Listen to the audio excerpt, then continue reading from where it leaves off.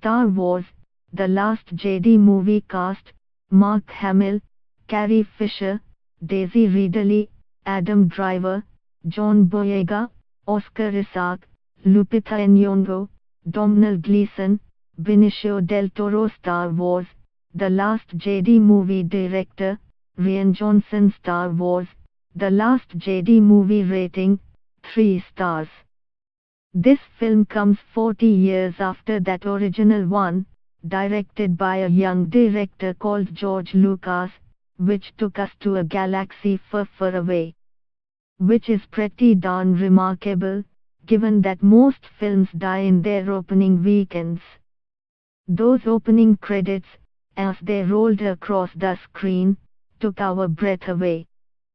And led to a whole phalanx of characters: the pretty princess who sported oversized jalebi-like braids over her ears, the wise Yoda who was not above a few cackles, the sabers that used light to rattle, the white metal-clad menacing army of stormtroopers, the cute robots, one tall, the other dumpy, the Jedi Masters who upheld all that was noble, pitted against the Lord of Darkness, called, most appropriately, Darth Vader.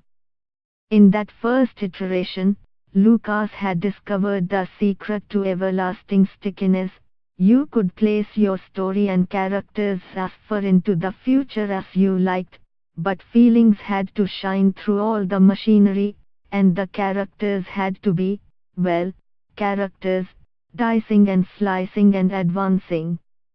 Between that 1977 Star Wars and this week's The Last Jedi, the franchise has changed hammers, and dropped and added several principal characters, while staying true to the spirit of the Enterprise in its best parts.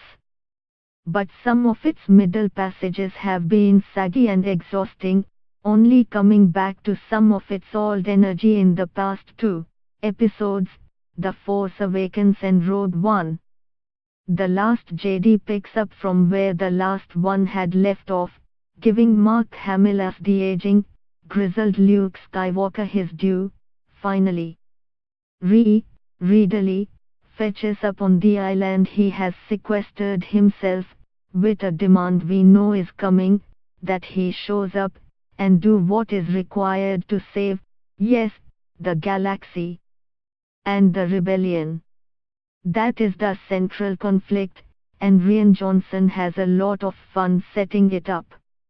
As a first-timer let loose upon a much-storied franchise which has as many myths around it as there are fans, you can either be all reverential and referential and deadly dull, just like those terrible movies from 2002 to 2008. Or you can nod briskly, wear the weight lightly, and get going. One of the good things about The Last Jedi is that it behaves like a movie, it moves. The other, of course, are the performers.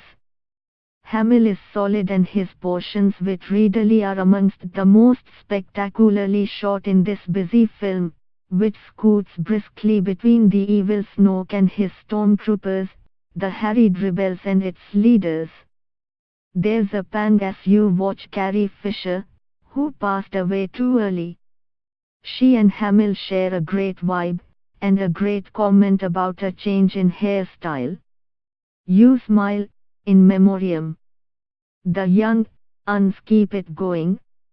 Ridley is as good as she was in her previous turn. In fact, she is, I think, the reason why these latest films have turned out the way they have. A strong female character who learns to be brave, is not afraid to be foolish, and works her way to wisdom. She has a worthy opponent in Adam Driver.